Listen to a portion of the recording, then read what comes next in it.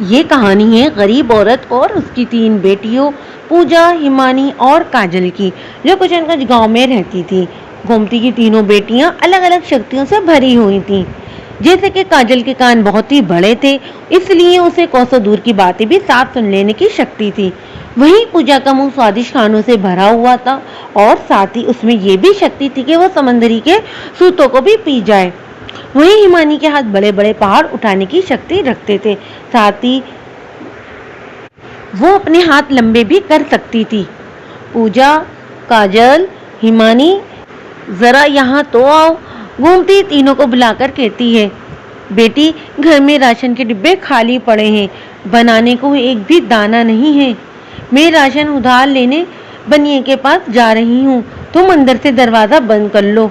مگر ماں، پوجا ماں سے بولتی ہے، جب بھگوان نے میرے منہ کو سوادشٹ کھانے دینے کی شکتی سے بھرا ہے تو تمہیں اس بنیے کے پاس ادھار راشن لینے جانے کی کیا ضرورت ہے؟ وہیں کاجل بھی پوجا کی بات کو آگے بڑھاتے ہوئے بولتی ہے، ہاں ماں، جب آپ کی تینوں بیٹیاں جادوئی شکتیوں سے بھری ہوئی ہیں تو آپ کیوں ہمیں ہماری شکتیوں کا استعمال نہیں کرنے دیتی؟ تم اس بات کو ابھی نہیں سمجھو گی میری بچیوں، میں چاہتی ہوں کہ یہ راز راز ہی رہے، اس کو راز رکھنے میں ہی بھلائی ہے۔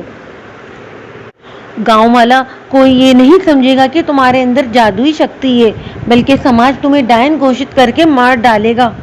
اور میری بچیوں، میں تم کو کسی بھی قیمت میں کھونا نہیں چاہتی، کیونکہ تمہاری غریب ماں نے تمہیں اپنے خون سے سینچا ہے اور 9 ماہ تمہیں اپنے پیٹ میں رکھا ہے، اس لیے تمہارے جادو کو راز رکھنے میں ہی تمہاری زندگی ہے۔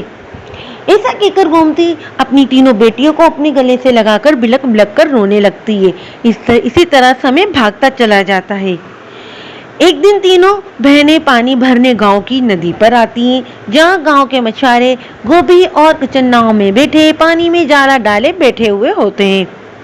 ارے او گوبھی، کب سے گاؤں کی ندی پر جالا ڈالے بیٹھے ہیں، سسرا کچھ بھی ہاتھ نہیں آیا، اگر مچھلیاں نہیں ملیں گی تو بازار میں بھلا کیا بیچیں گے؟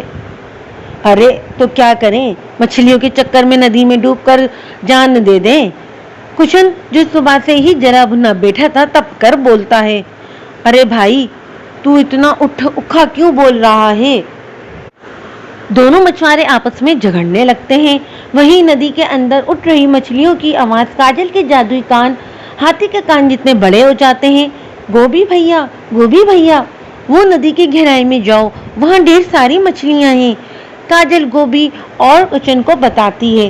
دونوں مچھوارے ناؤ کو ندی کے بیچ گہرائی میں لے جا کر پانی میں جالا ڈالتے ہیں، جو مچھلیوں سے کھچا کھچ بھر کے جالا پھٹنے کو ہو جاتا ہے۔ پھر دونوں مچھلیوں سے بھری ناؤ کو ندی سے باہر لانے لگتے ہیں۔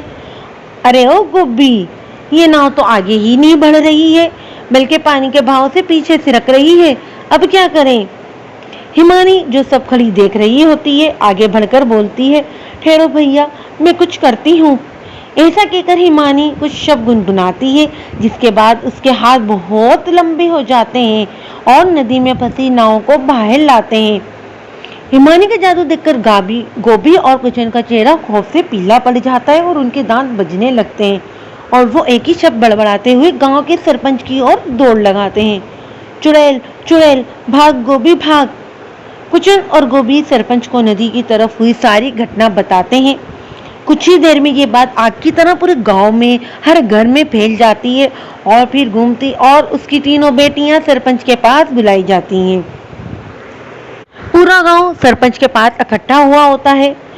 تبھی سرپنچ گونجتی ہوئی آواز میں بولتا ہے، گاؤں والوں، اب تم ہی بتاؤ ان کا کیا فیصلہ کیا جائے؟ گاؤں کی ایک عورت کملا بولتی ہے، سرپنچ جی، میں تو بولوں ہوں اس ودوا گومتی کو اور اس کی تینوں بیٹیوں کو پھانسی دے کر درخت پہ ٹانگ دو۔ دوسری عورت جانکی بولتی ہے، رام جی جھوٹ نہ بلوائے، مگر سرپنچ جی، مجھے تو پہلے ہی شک تھا اس غریب ودوا پر۔ کیوں کملا؟ میں نہ کہتی تھی کہ گومتی نے اپنے پتی کی بلی چڑھا کر ڈائن بن گئی ہے اور اپنی بیٹیوں کو بھی کالی شکتی دی ہے۔ یہ سب سن کر پوجا بولتی ہے، ایسا مت بولو جانکی ماسی، ہماری ماں ڈائن نہیں ہے، ہمارے اندر جو جادوئی شکتی ہے وہ ہمیں قدرت سے ملی ہے۔